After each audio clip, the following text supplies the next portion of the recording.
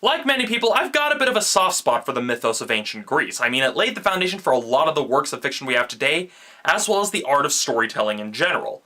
So when I heard that there were 2 films coming out this year based around the great hero Hercules, more known by his Roman name Hercules, I was cautiously optimistic.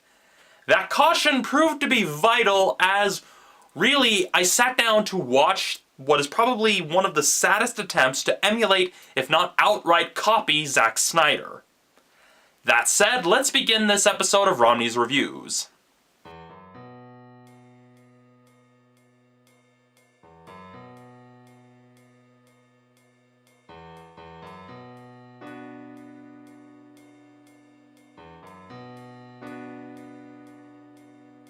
Now, if you were to look at the summary of this film, and you have any remote familiarity with the actual myths of Hercules, you can tell they got as far away from the source material as possible.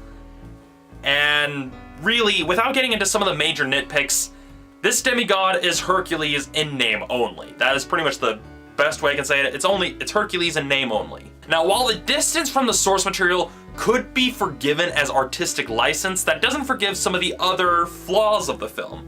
One is that it really tries way too hard to copy 300, as well as trying way too hard to lift imagery from the God of War video games. It's not as gory as God of War, but you can tell that whoever was doing the visual effects or whoever was writing the script or playing out the film definitely took some cues from God of War in a few places. It's kind of one of those things of, if you see it, you know it, and it's unavoidable to make the comparison. This is chiefly seen mostly through the overuse of slow motion sequences that didn't even really need to be in slow motion. I mean, it's kind of one of those cases of, oh, we're gonna slow down, but it doesn't even choose the right moments to put in slow motion, not the stuff that actually looks cool. It's just a case of, oh, I've got the time warp tool.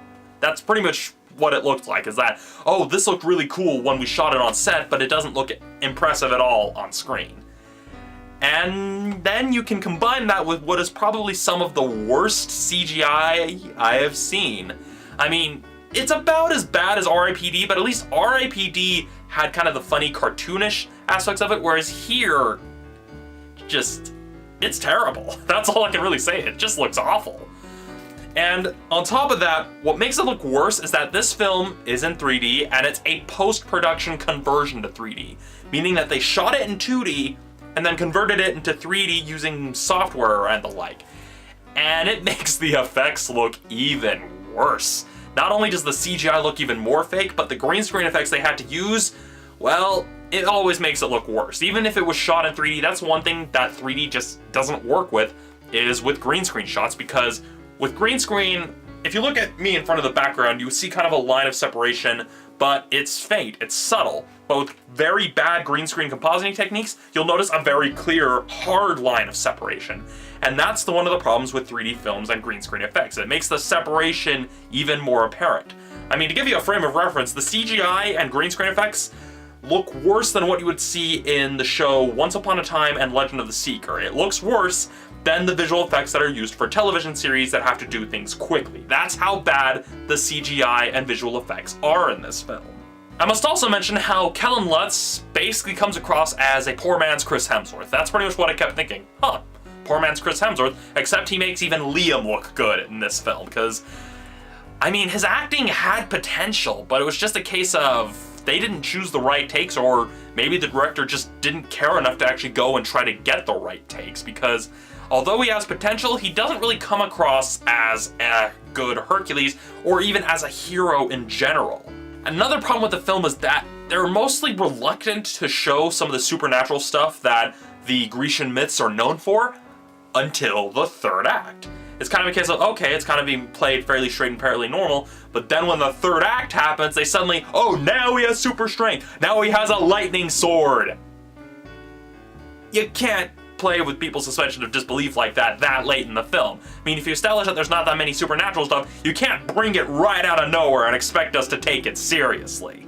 Overall, this is not a good interpretation of Hercules, and is at best a mediocre adventure film you would watch on Netflix. It felt like someone was playing God of War for the PlayStation consoles and Rise Son of Rome for the Xbox One, while intermittently watching episodes of Spartacus and 300, and then suddenly jumped up and decided to say, hey, I'm gonna make a movie. That's what the film felt like. It was probably one of those cases where maybe the director was probably too ambitious for their own good. That's probably the biggest thing that I pretty much drew from it, is that the director was probably hoping to make another huge epic Clash of the Titans sort of film, but didn't really have the means with which to produce it. And yet still tried to produce it anyway, and, well, crash and burn. I've been guilty of the same thing myself. I mean, just, yeah.